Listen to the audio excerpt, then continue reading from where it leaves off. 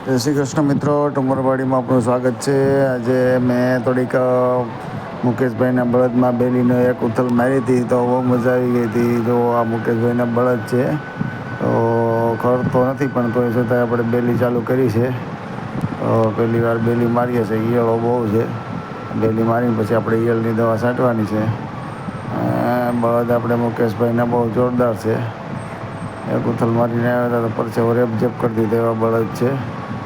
મુકેશભાઈ આપણે ત્યાં બળદ લઈને આવ્યા છે. આજે આપણે ઓછામાં ઓછી 15 વીઘા જેવામાં 15-16 વીઘામાં બેલી હાંકવાની છે. તો મુકેશભાઈને આપણે બોલાવ્યા છે ને બળદ લઈને સવારમાં આવી ગયા હતા. એક બાજુ આપણે પપ્પા મગફળી થોડીક માંડવી રહી ગઈ હતી વાવે છે ને આપણે બેલી હાંકીએ છીએ. શીખીએ ને ખેડૂતના દીકરા છે, ક્યારેક ક્યારેક બેલી હાંકવી જોઈએ. તો જો આ પાછા હાલતા નથી સરખા. આપણે બેલી હાંકવાની મજા આવી ગઈ.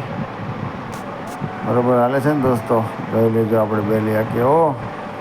બળદની બેલી, સનેડાની નહીં. સનેડાની તો બધા બેલી હાંકે. ચાલો આવજો, જય શ્રી કૃષ્ણ.